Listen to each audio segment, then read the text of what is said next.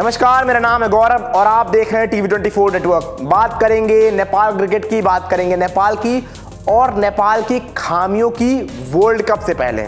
जी हाँ, हम सभी को पता है कि नेपाल की मजबूती के बारे में हमने बहुत बार बात करी है। यहाँ पर खामियों के बारे में बात करेंगे तो वहाँ पर सबसे पहला नाम आएगा कुशल भुरतेल का। जी हाँ, कुशल भुरतेल जो कि एक डायनामाइक ओपनर रहे हैं नेपाल क्रिकेट के लिए। हम सभी को पता है कि एशिया कप में इंडिया के अगेंस्ट किस तरह से उन्होंने स्टार्ट दिया था नेपाल को, जिस तरह से छक्के लगाए थे, साफ तौर पर उनका टैलेंट झलक रहा था। लेकिन पिछले कुछ समय से कुशल भुरतेल का बल्ला खामोश रहा है। अगर हम पिछली सीरीज की बात करते हैं जो नेपाल की वेस्ट इंडीज ए के अगेंस्ट T20 सीरीज थी, वहां पर बिल्कुल कुशल भुरतेल का बल्ला खामोश रहा था। अगर पहले मैच को छोड़ दें तो बाकी मैचों में वो डबल डिजिट तक भी नहीं पहुंच पाए थे अपने स्कोर को लेकर, जो कि नेपाल के लिए एक बहुत बड़ी चिंता का सबब है। क्योंकि कुशल भुरतेल क्या लेकर आते हैं हम सभी को पता है। कुशल भुरतेल जिस तरह की बैटिंग करते हैं वो अपने दम पर मैच जिताने की क्षमता रखते हैं।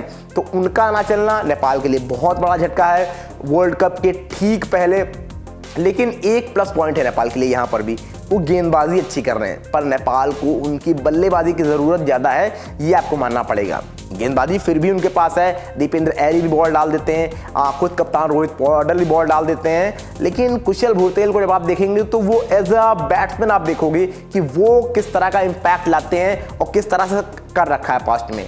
और अभी उनकी रिसेंट फॉर्म खराब है, जो कि नेपाल के लिए बड़ी चिंता का सबब है। अब दूसरी बात करते हैं, वो शायद और बड़ी समस्या है, वो है संदीप लामिछाने। संदीप लामिछाने को बेल मिली, वर्ल्ड कप के लिए अवेलेबल थे, लेकिन उसके बाद जिस तरह से US एम्बेसी ने उनको वीज़ा नहीं दिया, तो वो एक खतरे की घंटी है। अब हालांकि ये मामला सुलझेगा नहीं सुलझेगा ये समय बताएगा, लेकिन फिलहाल के लिए बहुत ज़्यादा अपडेट नहीं आ रही है इस चीज़ पे। तो वही लग रहा है कि क्या संदीप लामिछाने वर्ल्ड कप नहीं जा पाएंगे, और अगर वर्ल्ड कप नहीं जा पाएंगे, कुशल भुरतेल की फॉर्म खराब है, तो नेपाल के लिए समस्याएं हैं। लेकिन एक प्लस पॉइंट इसमें फिर आप देखोगे, आपको जो वेस्ट इंडीज़ ए के अगेंस्ट सीरीज याद होगी, 5 मैचों की सीरीज थी, वहाँ नेपाल ने 2 मैच जीते थे। वेस्ट इंडीज़ ने ज़रूर 3 मैच जीते थे, लेकिन नेपाल 2 मैच जीतने में कामयाब रहा था। और मतलब फिर कहोगे आपकी ओवरऑल परफॉर्मेंस अच्छा था। और आप वहाँ पर साफ तौर पर देखोगे रोहित पौडल की फॉर्म, जिस तरह से सेंचुरी लगाई थी उन्होंने वहाँ पर, जिस तरह की बैटिंग वहाँ पर की थी, तो वो एक ज़बरदस्त तरीके से बैटिंग कर रहे हैं नेपाल के लिए, और वो एक अच्छा प्रॉस्पेक्ट होंगे वर्ल्ड कप में नेपाल के लिए। लेकिन कुशल भुरतेल का फॉर्म में आना ज़रूरी है। और क्या संदीप लामिछाने को किसी तरह से वो वीज़ा दिलाया जा सकता है, क्या किसी तरीके से वो वर्ल्ड कप में आ सकते हैं, तो वो उससे अच्छी तो कोई खबर ही नहीं होगी नेपाल के लिए। लेकिन फिलहाल इन 2 चीज़ों पर काम करना होगा नेपाल को, कुशल भुरतेल की फॉर्म और अगर संदीप लामिछाने आ जाते हैं। बाकी ओवरऑल अगर हम देखेंगे उस सीरीज़ को, तो मतलब कोई भले वो वेस्ट इंडीज़ ए थी लेकिन छोटी टीम नहीं थी। वहाँ पर हम देखेंगे जॉनसन चार्ल्स थे, वहाँ पर मार्क डियाल थे, तो एक एक से बड़े खिलाड़ी थे। अलीक अथांडे थे जो टेस्ट सीरीज में थे इंडिया के अगेंस्ट, हम सभी को याद है, जो जून 2023 में खेली गई थी, मेरे ख्याल से जून जुलाई में, वहाँ पर वो थे। तो बड़े बड़े प्लेयर थे वेस्ट इंडीज़ के।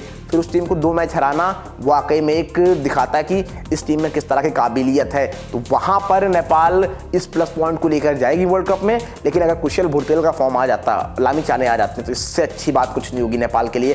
फिलहाल आप बताइए कि आपको क्या लगता है, क्या कुशल भुरतेल वर्ल्ड कप से पहले जो वार्म अप मैच होने हैं वहां फॉर्म में आ जाएंगे, और क्या संदीप लामिछाने किसी तरह वर्ल्ड कप में आ सकते हैं? जो भी लगता है जल्दी जल्दी कमेंट करके बताइए।